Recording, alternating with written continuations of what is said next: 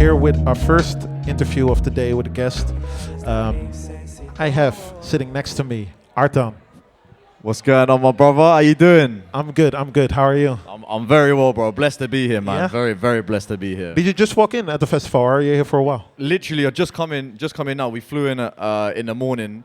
But yeah, man, I'm gassed, bro. I've literally I was here this time last year, this exact day I was here, and I was like, I'd love to come and perform in really? in Amsterdam, and yeah, here I am. So yeah. Oh, sick. So this is your first time performing? First time performing in Amsterdam, yeah, man. Ah, sick. Yeah. Have you ever heard of the Oyster Festival before? I have, yeah. I have. I've never been, but I've Yeah. heard of it. Yeah. This is the second time around, and we're very guessed for you to be here. You're closing it off tonight, right? Yeah, that's right. Yeah. yeah. Closing it off. Last year, one of the last acts was Unknown T, and he shut it down. Fucking hell, so I got levels. I got some serious levels to be set then. Are you ready to, Yeah, I'm level ready. that? I'm ready. I performed on the same day as Unknown T, like 5 weeks ago in Copenhagen. and he shelled it down. So Oh, really? Yeah, I got a lot sick. to live up to. Yeah, he's cold. He's super cold. Okay, cool. I wanted to ask you a couple of things because I read you started off as a beatboxer, right? As in, like, what was the vibe? What made you beatbox, like, at first? Do you know what's mad with beatboxing? So I went to like 7 different schools, and I didn't know how to fit in. So like every time I'd stay in like a school for like 9 months, and then I'd move, and I was like, I need something to when I like in year 7 and year 8 when I'm like 11 years old, 13, I need something to like just kickstart my friendship group, innit? So I was like, oh, you know what? I know how to beatbox. Yeah. So let me just tell everyone first day I'm a beatboxer, and then I'll get like the cool kids, you know what I'm saying? Yeah. And then kind of like, to be honest with you, because I moved schools like 5-6 times, by the 6th school, it just kind of stuck. And because everyone was doing grime, like I see you with the Boy Better Know t-shirt, repping, come on. But it was around that same time. Yeah. And everyone loved to freestyle. SBTV was like the thing. And then, yeah, man, that's literally what started. It was, if I'm honest with you, it was literally just to fit in. It was just like, I enjoy beatboxing, and it's something that people can identify me with. Yeah. You get me? And then at one point you thought, like, okay, cool, I want to be more at the forefront. What were the first topics that you were rapping about? Like, what inspired you? Yeah, so the story of how I kind of transitioned from a beatboxer to rapping was I actually stopped beatboxing altogether because I thought it was a bit more of a party trick. I kind of, like, I ended up being annoying. Like, you'll hear it once and you'll be like, it's amazing. And then if I do it 4 or 5 times, you're like, bro. I'm so curious how good you are at beatboxing now. I'm not very good anymore. I'm not. But I basically, one of my friends, so I was working in a job, a 9 to 5, and I hated it like so badly. I was super depressed. And one of my best friends took his own life. And at that time, I was telling him, like, there's so much more that you can do in life, and like you need to figure out what exactly it is that makes you want to wake up in the morning. And the only way to figure that out is by taking a mad risk and finding out what you don't like in order to find out what you do like. Yeah. And when I was telling him, he was like enjoying gym. He liked to work out and stuff. Thank you, brother. He liked to work out, and I was like, bro, just like, why can't you be the best at it? Like, just tell yourself, I'm gonna wake up, I'm gonna do it. Unfortunately, he's not here anymore. But then afterwards, after he went, I thought to myself, I need to take his advice. Like, the advice that I was giving him, I need to really live by that. So the first thing that come to my mind was, I've always wanted to be a rapper. And I just thought, do you know what, bro? I'm going to show him that I can be anything. Even though at the time, bro, I didn't look like a rapper. I didn't have any rapper friends. I didn't have a studio. None of my parents are musical. I'd never been to a studio before. But I just said, bro, I'm just going to write music every day on my lunch breaks. And yeah, just try and figure something out. And yeah, man. Wow, that's sick. I'm wondering, like, you talked about being depressed, like, in a certain time and space, right? And I saw in an interview that you didn't know back then what you were dealing with or where you were coping from, also with like weed abuse and stuff. Have you any idea, like, now what was holding you back then? Yeah, I think that, you see, with trauma and with, like, I guess when you're growing up, you don't really understand how it affects you or what you really went through until about, I think, like 5 to 10 years later, when you start noticing certain behavioral habits that you have, or reasons why, for example, when you try at something, and like for me, it was always like I always knew I could be amazing, but I'd always have this little thing where I'd always believe I'm unlucky. Yeah. So I'd always think I'm unlucky, and I had to kind of like reprogram my mind and think, why do I think I'm unlucky? Like, what is it that I always think I get the short end of the stick? So, yeah, for me, it was like I really had to be self-reflective, understand more about who I am, and try and like actually change these small things. And that honestly is like changed my life to a mad degree. And I mean that in the sense of like I've done really small things that have actually like completely changed my life. And sometimes, which is weird saying this, but I used to be so focused on being successful that I wouldn't be successful because I'm so focused on the end goal, when really I need to enjoy the journey. And the less I cared about music, the better I become. It's really weird how it works, but like you kind of got to let the universe do its own thing whilst you're just enjoying the moment and appreciating everything. And that was, to summarize what you've asked me, the biggest change for me was actually learning how to be grateful and like appreciative of where I'm at. Even though you're not where you're at, if you can appreciate the small milestones, you'll program your brain to start appreciating small opportunities, and you never know what small opportunity will end up being that life-changing opportunity, because it's just compounding. Do you know what I mean? It's compounding over and over again. Yeah.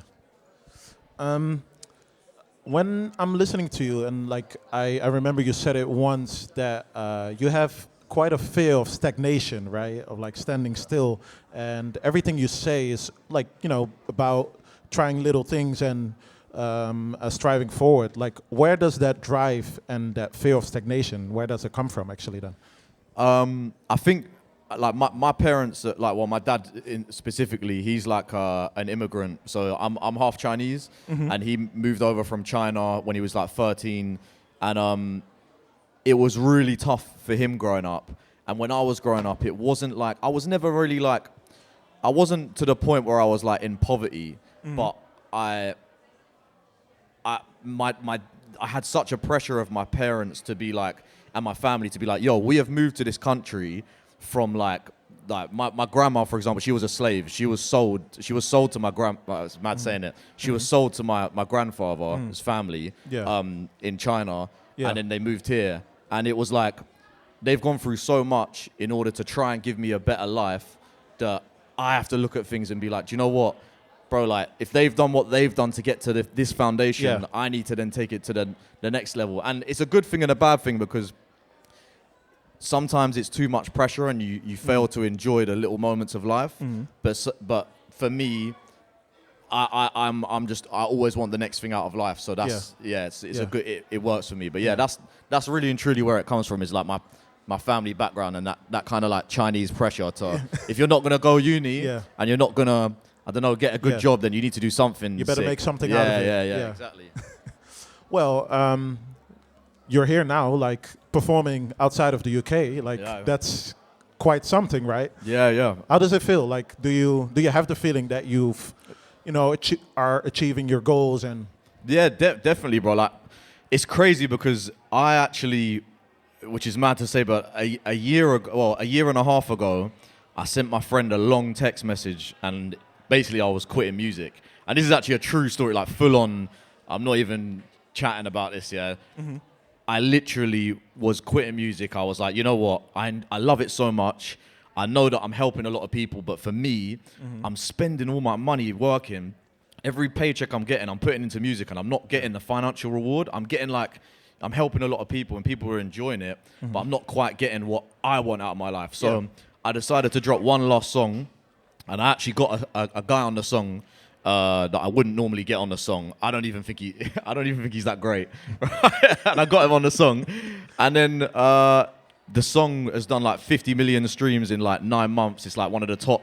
It's like literally one of the most viral songs in the world at one point. This time last year, and now like I've built a foundation now where I can actually. Bro, I'm performing in Amsterdam. I'm doing an Asia tour, all sorts. So like, I'm like, it's always that one step. This is my screensaver. If I've got my phone. I'll show you. This is my legend. I live by this. If I've got it. I don't even. Have I got your phone? I don't know where my phone is. Anyway, It's okay. Tell me, what is it? Basically, you never know. It's that photo of the guy digging for a diamond. Oh yeah. And he's just one step away, and the other guy's like way far behind. Yeah. And I honestly live by that because, bro, one more song. I'm always like, one more song, man. One more song. Come on, one more song. Really? And but always. I was gonna quit every single time, and I was like, nah, just one more. I reckon I got one more. And then man, that one more. 51 mores later, ended up being that one more that actually, changed my career. So I'm really happy with that. That's crazy. Yeah, one more question. You've said that if you'd give advice to anybody else, like that the advice is watch what your peers or the artists that you listen to or you aspire to, what they are doing, and like try to emulate some of the things that they're doing. Who's that for you? For me, I would probably say. In a music sense, I would probably say Russ. And I mean really? The US version Russ. Yeah. I don't think that the formula works for everyone. I don't think that like dropping a song every week and producing your own music, I don't think that works for everyone. However, I just think that if you want to, whether it's music or art or whatever, like you need to understand what the greats are doing and how can you replicate that, because ultimately there's a formula for everything and you have to figure out something, even if that's not your formula. You need to use that as a benchmark and then just kind of build on that. If your favorite artist is way bigger than you and they're doing, like, let's say in music senses, they're making 3 songs a week and they're doing like certain content or they're studying riffs or whatever it may be, and you're making 1 song a week, the unfortunate reality is that they're going to be leaving you. They're going to be leaving you behind, and there's other people out there that are more hungry than you that will take the opportunity. So, I just think Russ for me is a great example of that, because he has been independent, shown that you can consistently make music, consistently build and grow, and get to where you want to be. So man. Okay.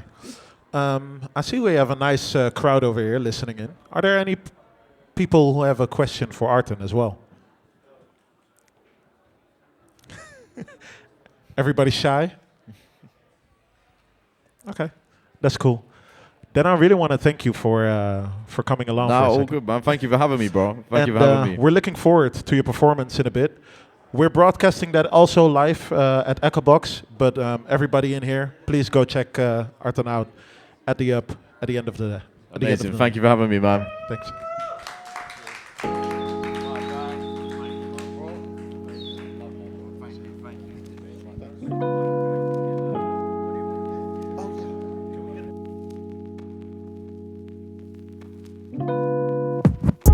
First name, I don't remember, so don't blush when I call you bae. Hey, I'm your Superman, so if I pull up, I'll save the day. Got 2 Z's in the glove compartment, if I get pulled, I'll take a chase.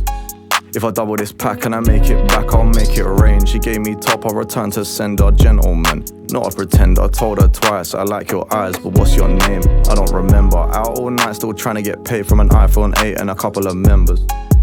What's the agenda? It's my world and you are the center. Might go central, hop on the northern line from Barnet, I won't be long. Said I'm a spoiler when I get there, but I could be wrong. Eyes light up when she saw my drip and her dress comes off when I play my song. Took a walk round Carnaby, first day and you can't go wrong. Foreign ting, don't speak English, Jemipo, ARTAN, yes we done. Born in Texas, gives me the ick when she hits her bong. Ex is a creep, still belling her line, I'll give him a call, see what he's on. I don't like drama, got trauma, let me light this spliff and my day goes on.